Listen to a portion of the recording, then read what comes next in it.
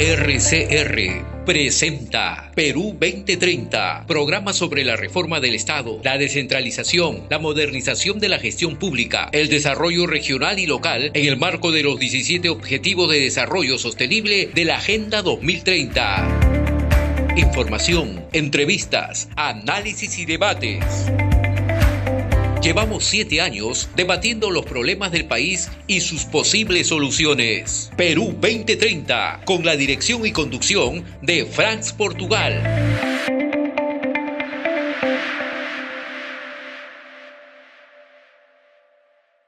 Tenemos como invitado hoy día a Dante Vera Miller, miembro del Grupo de Diálogo Minería y Desarrollo Sostenible y promotor de la plataforma andina MAPE, director y fundador de BC Analistas. Lo tenemos ya presente. Muy buenos días, Dante, gracias por estar en Perú 2030, bienvenido. ¿Cómo estás, amigo Portugal? Gracias por la visita, perdón por la entrevista que vamos a realizar en estos momentos. La primera pregunta que te podemos hacer, Dante, es: ¿ha fracasado el Reinfo luego de 8 años? ¿No? ¿Y por qué razón? Bueno, antes quisiera hacer dos comentarios. Uno, felicitarlos por el aniversario de RCR. Y dos, la verdad que me resulta muy importante el título de vuestro programa Agenda 2030. ¿Por qué? Porque los problemas que estamos discutiendo este año y el análisis que ustedes están haciendo de lo que ha ocurrido este año apuntan a un escenario o varios escenarios en el 2030, uno de los cuales puede ser que la informalidad ya no sea el 75% de la economía nacional, sino que la informalidad pueda alcanzar a 80, 85, 90% de la economía nacional si no tomamos medidas al respecto. Y en segundo lugar, dado los problemas de seguridad que tenemos, es probable un escenario terrible para el país que no quisiéramos, y la convocatoria entonces a frenar esa tendencia es que la criminalidad organizada a nivel global, transnacional, pueda tener mucho más poder y mucho más capacidad de la que tiene ahora para agredir a los ciudadanos y al Estado. Entonces, me parece sumamente interesante el tema que ustedes están planteando y que lleva el título de su programa. Sí, en realidad ha fracasado en el Reinfo, pero si tomamos en cuenta los años de formalización minera, de la pequeña minería y minería artesanal, que empieza en el 2002 realmente, son 22 años de fracaso. ¿Y por qué es que se fracasa? En primer lugar, creo porque no se conoce la realidad de la pequeña minería y minería artesanal. Con decirle que hasta la fecha no tenemos una data exacta de dónde están esos mineros, cuántos son, cómo producen, cómo transportan, cómo venden, cómo procesan y quiénes procesan y dónde están los orígenes del contrabando. ¿Cómo hacen todas las negociaciones o transacciones para los suministros, llámese combustibles, insumos químicos fiscalizados, etcétera? Eso no hay una data formal, oficial, seria, con decirle de que si uno pregunta cuántos mineros hay, algunos, y en un estudio que nosotros hicimos, calculamos, bueno, por diversos indicios indirectos, que podrían llegar a 200.000 mineros pequeños y artesanales directos y unos 300.000 trabajadores indirectos, es decir, medio millón de personas. El tema está que después ese número se amplía y la Confemín habla de cerca de 1 millón o 2 millones de personas que están comprometidos en esta actividad. ¿Dónde están? Tenemos noticias por las oficinas regionales de minería en el sentido de cuántos aproximadamente hay. Pero hablemos de 500.000 o trabajadores directos 200.000, aumentémonos 100.000 más 300.000. ¿Cuántos están registrados en el registro de el Reinfo, ¿no? De formalización minera, ¿cuántos están? 88.000. ¿Cuánto es 88.000 de 300.000? De esos 88.000, ¿cuántos están en situación de vigente? Es decir, que su expediente se está moviendo. Más de 20.000, 24.000, más o menos. ¿Cuántos están en condición de suspendidos? 64.000. ¿No? ¿Por qué no funcionan esos 64.000? Por un asunto que es el central. El Reinfo es una vía administrativa que en realidad se puede ampliar por 6 meses, 5 años, 10 años si quieren. Pero si no se resuelven los problemas de fondo, si no se llegan a consensos en cuanto a compromisos y en cuanto a acuerdos reales con los pequeños mineros y los mineros artesanales, no podrá avanzarse seriamente en la formalización. ¿Cuál es ese primer problema que tenemos? El de los contratos de explotación. Con esto termino la primera pregunta. Fíjese usted que el 92% de los mineros artesanales y pequeños mineros, llamados mineros informales, no tienen derecho, no tienen título de derecho minero, es decir, no tienen concesiones, ¿ya? No son titulares de concesiones. ¿Qué significa eso? Que una gran mayoría de ellos, unos 64% más o menos, están sobre concesiones de terceros. Y ese es el problema, porque los requisitos que exige su formalización está la firma de un contrato con el titular de la concesión y el minero informal.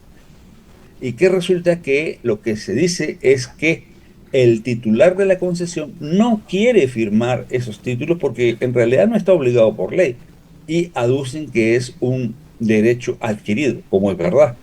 Y los mineros informales aducen que no tienen dónde ir porque según la versión de ellos es que la mayoría de los recursos naturales ya están concedidos para las grandes empresas. Cuestión que el INGEMET no ha confirmado en las estadísticas que hemos revisado.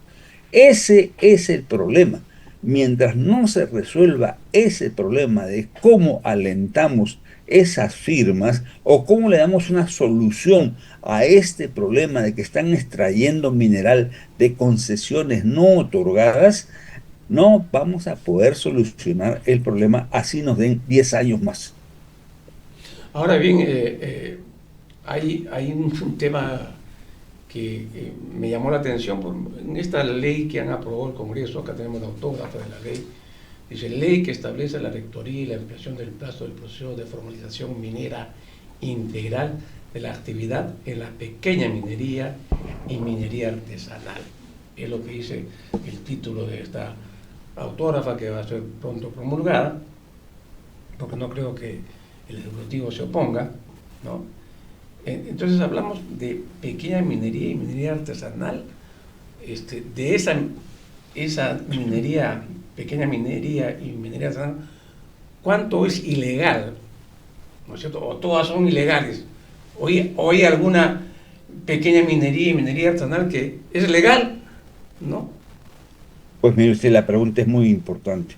¿Por qué? Porque como lo voy a hacer franco, lo que está de por medio no solamente es una discusión técnica, es una discusión en donde hay intereses muy fuertes de por medio, más aún dado el precio del oro, y en segundo lugar hay relaciones de poder que están en cuestión. Entonces el tema es muy delicado, muy delicado, y por eso es que vemos campaña contra campaña. Un sector plantea casi que no hay minería informal, sino que todos, o más o menos todos, serían ilegales. Y los otros plantean que un poco más se le dé la razón en todo a estos mineros informales. Es decir, si están en la concesión de un tercero, pues que se la den y punto, ¿no? Entonces son campañas extremas. En primer lugar, lo que hay que decir que este es un problema de la pequeña minería y minería artesanal. Como pequeños mineros y mineros artesanales, ha habido y hay una vía ordinaria para que se formalicen. La vía ordinaria significa yo no hago labores mineras y solicito a usted, señor ministerio, que me dé autorización para iniciar labores. Esa es la vía ordinaria. Según eso, hay un número determinado de mineros formalizados, pequeños y artesanales. En segundo lugar, el Reinfo, mire usted la sorpresa que nos dimos. Hace un año hablábamos de 11.500 formalizados vía el Reinfo, pero qué pena, la data última a la que se ha llegado es que no pasan los 2.500. Mayor fracaso. Entonces, por la vía del Reinfo se han formalizado 2.500 pequeños mineros y mineros artesanales que están asociados en asociaciones de mineros, tienen cooperativas, algunos hacen sus labores de manera individual, pero tienen formas y la verdad, casi subsisten, porque no hay un programa de apoyo a este sector de la pequeña minería y minería artesanal. Usted me dice cuántos informales hay y cuántos ilegales hay, imposible saber, porque no hay data. Y por eso la vez pasada que conversamos con Franco Becker de la Confemín, llegábamos a un acuerdo que deberíamos hacer un censo para resolver estos problemas. Obviamente el censo es un logro de mediano plazo, no se puede hacer en 6 meses, no, es un logro de mediano plazo, pero hay que hacerlo. ¿Por qué? Porque resulta que, por ejemplo, en el estudio que hicimos, en cuanto a la producción anual de oro, nosotros establecimos que el 40% de esa producción estaba en manos de la pequeña minería y minería artesanal.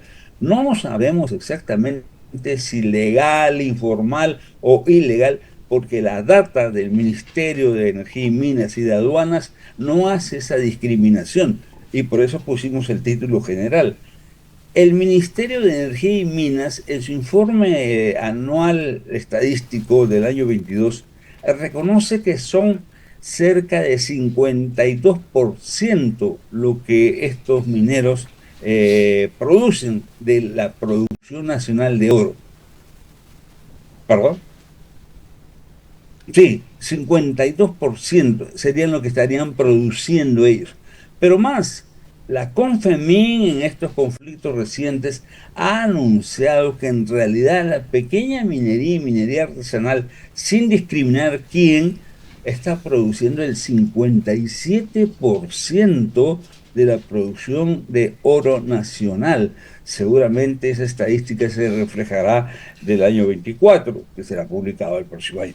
Bueno, el asunto está que comprenderá usted que las protestas de un sector de la minería, particularmente de la gran y mediana minería, es que hay una competencia desleal por parte de la pequeña minería que se está aprovechando más fácilmente los precios altos del oro, al revés de lo que sucede con este sector formal de la minería grande y mediana.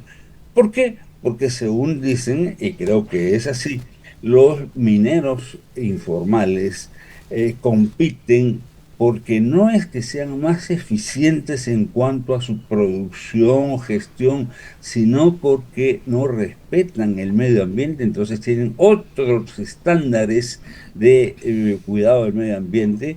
Su tributación, aunque efectivamente tributan en parte porque todos ellos tienen RUC, no tienen toda la carga tributaria que tiene la gran minería, y en tercer lugar, porque ellos no tienen todas las reglas de salud ocupacional que las grandes minerías o mineras están obligadas a tener. Entonces, este sector de la gran minería levanta este tema con campañas muy fuertes diciendo, ustedes están ganando además un mercado nuevo, que es el de los Estados Árabes Unidos, ¿no? Y la India, que se han convertido en los principales compradores del oro, ya, porque ahí no te piden ningún tipo de documento certificado de que es oro limpio, etcétera, etcétera. No, simplemente compran, ¿no? Y esa es una competencia desleal, porque ustedes están haciendo un doble estándar y no están sujetos a las normas que nosotros estamos sujetos.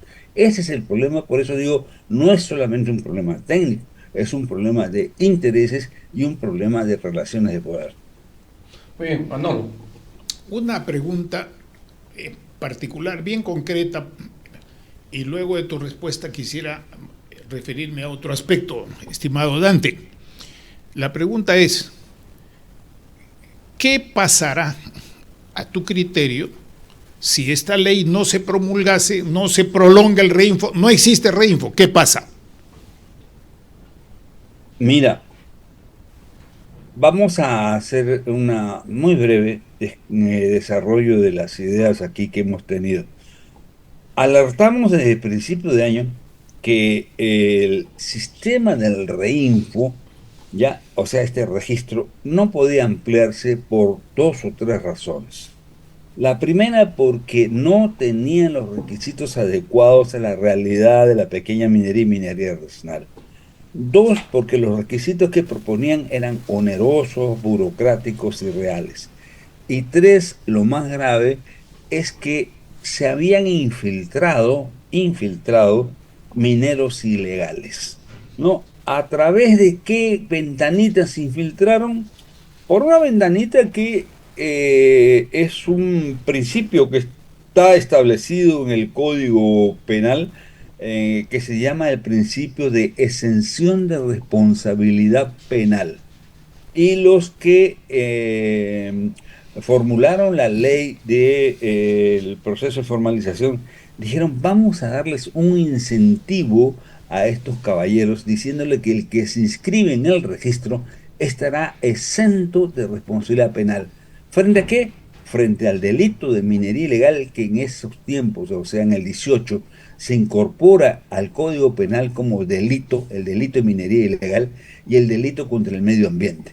Es decir, si la policía te tomaba flagrante cometiendo un delito definido como delito contra la minería o de minería ilegal o contra el medio ambiente, no te puede detener. E incluso si te detiene y te lleva el fiscal no puede procesarlo porque ese señor, si está inscrito en el reinfo, sencillamente lo liberan. Entonces, eso permitió que mucha gente hiciera del reinfo no una garantía de que efectivamente está comprometido con la formalización, sino para proteger sus negociados, digamos, ilícitos. De ahí es que se ha infiltrado una serie de personas que no merecen estar en el reinfo. Por eso nosotros dijimos, no se puede prorrogar este sistema, pero diferenciemos. No es la única forma de formalizar a través del reinfo.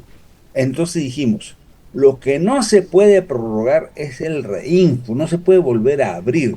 Lo que hay que pensar es un nuevo proceso de formalización.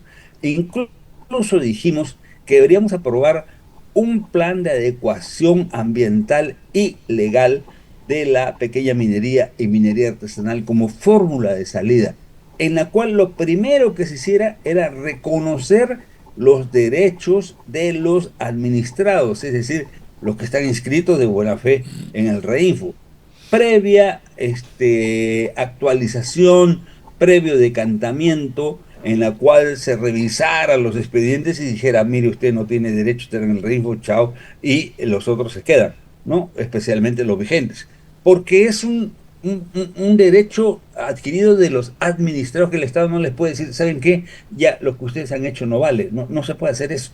Entonces, un primer problema era reconocerle derechos, pero a su vez, inmediatamente decirle, se va a actualizar el reinfo. Y en segundo lugar, comenzar con una serie de medidas en la que la primera que pueda hacerse es toda la revisión del problema de la trazabilidad del oro. Porque antes de la trazabilidad del oro, el contrato de explotación. ¿Qué solución va a tener eso? Es muy compleja la solución, porque ¿saben ustedes por qué? Porque en el fondo eso está apuntando al régimen de concesiones. Y ese es un consenso de la Constitución del 93, que obviamente tiene sus características, ha favorecido a determinadas inversiones, y entonces ponerla en cuestión es muy difícil. Se necesita una mayoría calificada en el Congreso, doble votación, etcétera, etcétera, y sobre todo una campaña política muy fuerte por medio, ¿no? Entonces, resolvamos eso. Lo segundo, vamos a la trazabilidad. Lo tercero, vamos a un sistema de comercialización. Y cuarto, aprobemos un paquete de medidas urgentes para fortalecer al sector de la pequeña minería y minería artesanal, no solamente para favorecer a los que están subsistiendo como pequeños mineros y mineros artesanales, sino como un incentivo para que se formalicen los otros. Bueno, ahí has tocado un punto, Dante, el tema de las concesiones. O sea, el formato actual de las concesiones parece que ya no va, porque ¿cómo es posible que yo tengo mi concesión y luego digo, a ver, como no puedo explotarla porque no tengo recursos, financiamiento, lo que sea, ¿no es cierto? Entonces, ¿qué hago? Mi propia división del territorio y contrato a mineros informales para que me exploten, ¿no es cierto? Y me paguen parte de lo que producen, etcétera, etcétera. O sea, la norma no establece que eso no se puede hacer, o sí se puede hacer, porque se está haciendo, ¿no? Estamos investigando el caso, porque no se trata de que sea una cuestión general. Este sector es tan complejo y diverso que no se pueden establecer medidas generales. Pues mire, lo que señalas es cierto. Hay casos y casos. Unos son los mineros comuneros, ya, que son propietarios o posesionarios de la tierra, de la superficie, y deciden hacer minería artesanal, pero se encuentran con que el subsuelo está concesionado. ¿Quién tiene la razón? Bueno, hay que averiguar si la concesión otorgada cumple todos los requisitos de ley. Y en segundo lugar, si esa empresa no ha tenido ya un contrato firme para el uso de la tierra comunal. Si ha tenido un contrato firme para el uso comunal, pues nada, no hay ninguna fórmula legal que esa decisión, por más comunera que sea, por más mayoritaria que sea, si ya tienen un contrato con la empresa concesionaria para usar el terreno y la empresa concesionaria ya tiene todas las permisos administrativos del ministerio para explotar el recurso, pues tiene que explotarlo. Y eso significa un problema serio.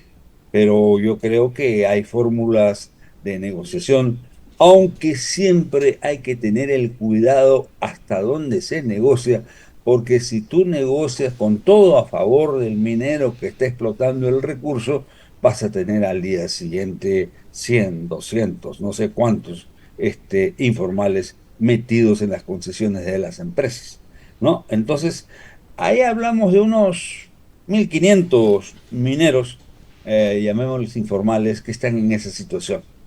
Desde el punto de vista legal, esos mineros informales tienen las de perder, ¿no? Y bien sería que busquen algún otro acuerdo, en fin, hay que estudiar ese tema con más detenimiento porque es muy delicado. Otro puede ser el caso en que el comunero es propietario del terreno, ¿ya? Y hay, por suerte, deciden explotar el recurso minero y resulta que no está otorgado para nadie. Felices, pueden explotar el recurso minero, no hay ningún problema, no hay ningún problema. Y pasa eso, ¿no? Lo que es diferente es que si en el terreno hay, digamos, invasión, como ocurre con las comunidades indígenas o con algunas comunidades campesinas, por parte de personas ajenas a la comunidad, que comienzan a explotar un recurso de concesión minera, el problema está que no está garantizada la propiedad o la posesión del terreno superficial. Y esa es una de las condiciones para explotar el recurso minero. Puede no haber ningún concesionario en el recurso, correcto, pero no cumple la primera condición. O puede haber un concesionario del recurso, no puede menos, por doble razón, ingresar a ese recurso. Y así vamos siguiendo a los varios tipos. Nos vamos a cansar si hacemos un desarrollo de todos los tipos. Pero lo que señalas tú, Franz, es cierto. ¿Saben qué? Escuché el otro día de parte de un dirigente que el Reinfo los había hecho pelear al titular con el minero. Y yo le digo, ¿cómo es eso? Que antes nos llevábamos bien. ¿Qué significa eso? Que antes nos llevábamos bien. Lo que tú señalas, que teníamos un contrato informal, pero la mayoría de esos contratos informales no era mediante pago, sino como se hacía en la hacienda antigua, en los latifundios, es decir, trabajamos al partir. Tú trabajas 5 días para mí y 2 días para ti. O tú trabajas 6 días para mí y 1 día para ti. Esa fórmula precapitalista, casi feudal, servil, no es una fórmula justa de ninguna manera. Pero los mineros allá van de que, siendo 1 día o 2 días, además con autorización de llevar a toda su familia si quisieran, para rascar el recurso minero que pudieran obtener, les permite hacer una buena negociación.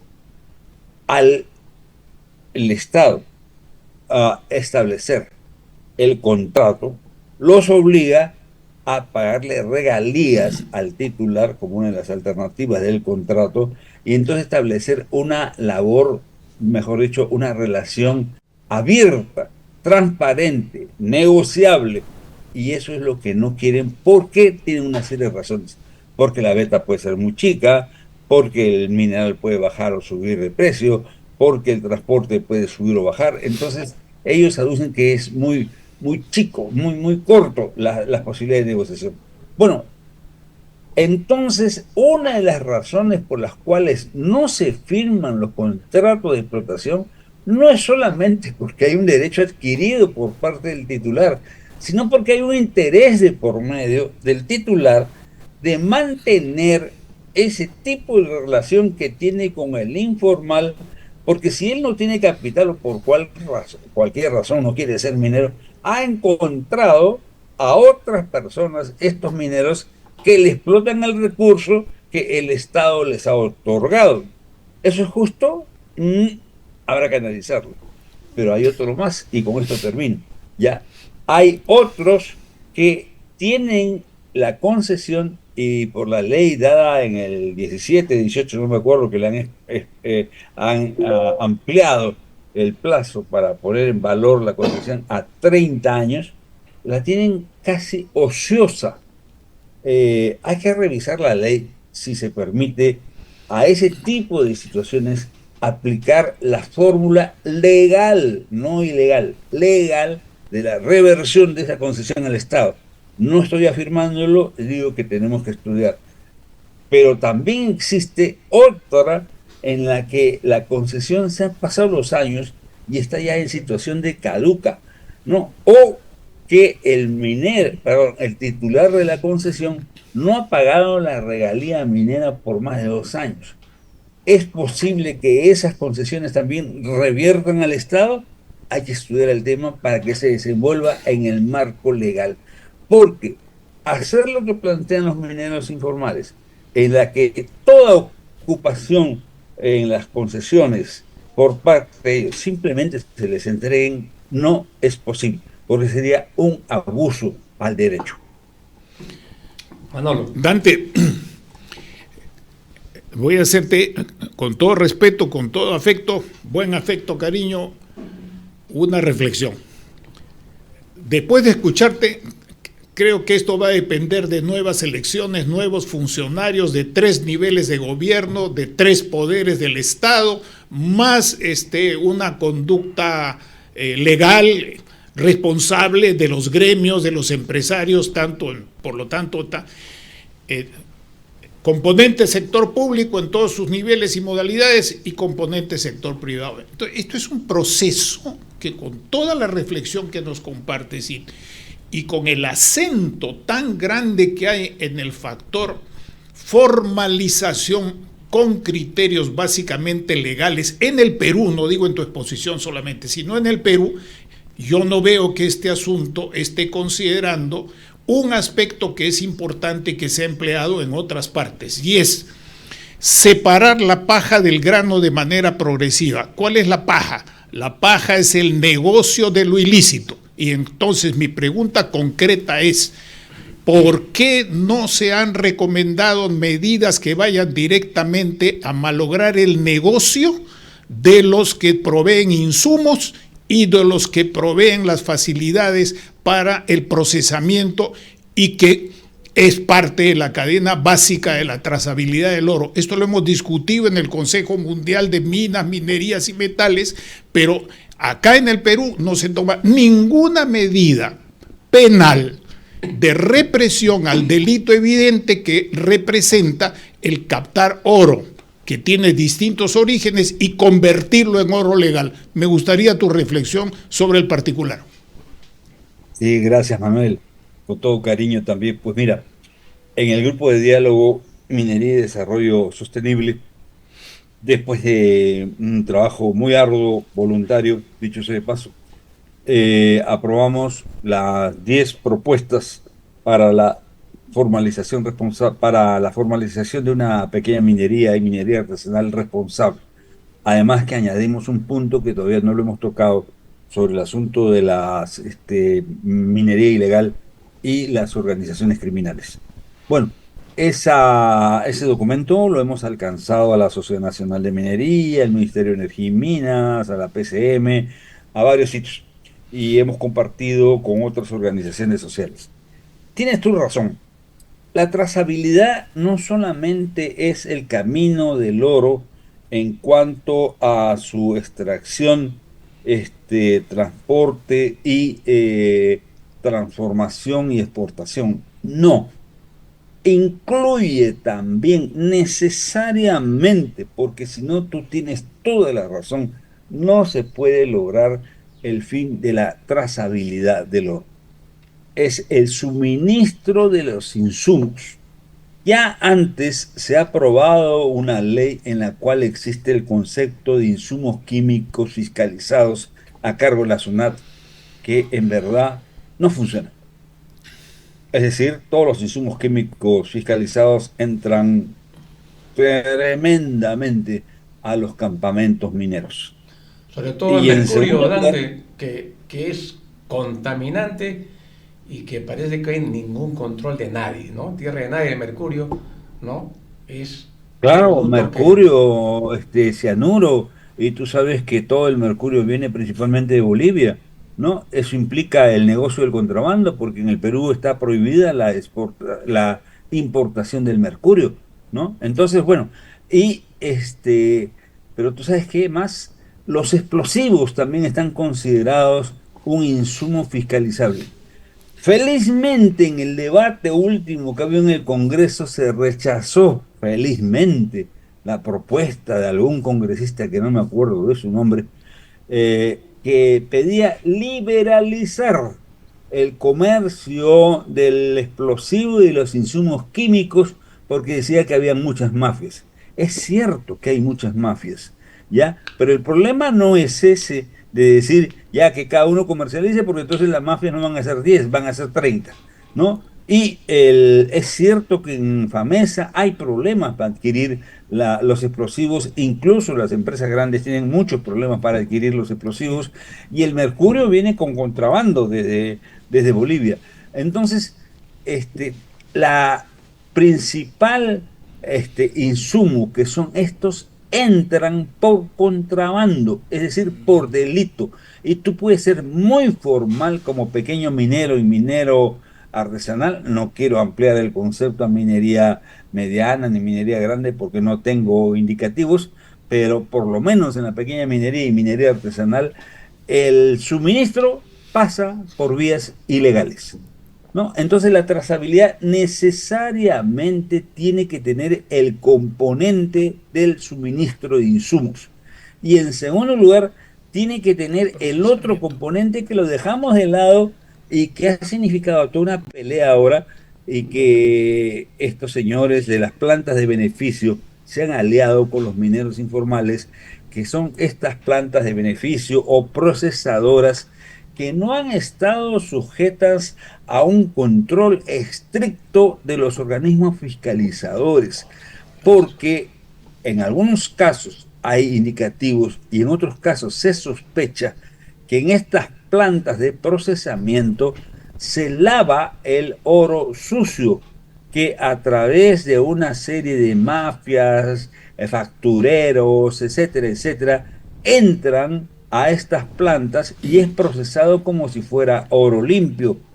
Y más aún, hay estudios, uno de la OEA, en el sentido de cuál es la ruta del oro sucio en el Perú, en la que señala responsabilidades en las plantas. No todas, algunas, ¿no? Pero con decirte que no se sabe exactamente cuántas plantas hay. No solamente están en Nazca y Chala, están en Chimbote, están en Trujillo, están en Barranca. Entonces, la cantidad de plantas es enorme. Ese es un punto central a fiscalizar. Así es, hay que malograr el negocio de los ilegales. Claro. Es como en la cocaína, si no se malogra el negocio, en alguno de sus eslabones críticos podemos dar 50,000 normas. Imagínate. Entonces, tenemos el problema de los suministros de insumos, tenemos el problema de las plantas procesadoras y tenemos el tema de las empresas exportadoras. Me quedé espantado el otro día que revisaba información. Resulta que hay muchas empresas exportadoras de oro que hoy día se inscriben, exportan determinada cantidad y al año siguiente ya no existen. Y aparecen otras nuevas. Y el circuito de empresas exportadoras de oro es impresionante. Y hay 1000 mecanismos para sacar el oro, principalmente de Madre de Dios, de Puno, hacia Bolivia, ¿no? Con decirte que Bolivia indica una cantidad que es el 92% más de lo que produce como oro. ¿De dónde viene ese oro? De Perú. Entonces, hay esos 3 puntos nodales que la trazabilidad tiene que ver. Entonces, no solamente es el oro, tiene que ver esos 3 puntos. Ahora, llegar a un consenso en eso, la verdad que yo digo que sí hay un acuerdo básico entre los buenos mineros artesanales y pequeños mineros, entre la gran minería y mediana minería, y algunos funcionarios que la ven, que son honestos, y no solamente honestos, sino técnicos, ¿no? Hay propuestas clarísimas de cómo hacer el sistema, y bien podríamos ponernos de acuerdo casi inmediatamente. Lo que va a ser difícil es implementarla. Pero hay una base de consenso, lo que nosotros le llamamos de acuerdo fijo. Hay esa posibilidad. Muy bien, excelente. Bien, Dante, el tiempo nos ganó, ¿no es cierto? Ya vamos a cerrar el programa. Me están parando la voz acá, que cortemos porque ya nos excedimos, ¿no? Ha pasado rapidísimo, ¿no? Ha sido bien interesante, Dante, la conversación, y han quedado varios temas en el tintero que hay que seguir trabajándolo. Pues $6,000 millones genera, se dice, la minería ilegal del oro, ¿no es cierto? Y me dieron un dato acá que en Patadas de la Libertad salen, en este año último han salido 9,000 camiones, ¿no? De 25 toneladas, cada uno transportando mineral aurífero, ¿no? A diestra y paciencia de las autoridades, y van a las plantas que tú señalas, que lavan, ¿no es cierto?, el oro ilegal. Bien, muchas gracias, Dante, por tu participación. Una palabrita nomás, Fran, permíteme sí, un minuto. No hemos tocado el tema de las organizaciones criminales, ciertamente no hay tiempo, pero así como lo sufren los transportistas, la extorsión de parte de esas organizaciones criminales, pronto los propios mineros artesanales y pequeña minería van a ser extorsionados por estas bandas criminales, al igual que la gran empresa formal. Muy bien, muchas gracias. Ya están en el sur y también en el norte del país. Y gracias por tu aporte y reflexión, que no es únicamente legal, sino de complejidad. Y yo quiero despedirme diciendo que en nuestra experiencia compartida acá entre todos, hay que poner también un eje importante: reconocer que entre los trabajadores formales e informales, no me refiero a los ilegales, sino a la gente que trabaja dentro de lo correcto, hay un enorme potencial en el Perú que viene desde antes del Tahuantinsuyo, durante el Tahuantinsuyo, durante la República y en el actual momento. Y eso es una línea de trabajo que hay que desarrollar. Muy bien, amigos, llegamos al fin del programa. Ganó el tiempo, como decíamos. Les agradecemos por su atención. Muchas gracias también a Dante por su participación, Dante Vera. Y nos despedimos, amigos, hasta el próximo sábado con Perú 2030, ¿no? A las 11 de la mañana. Muy buenos días y buen fin de semana.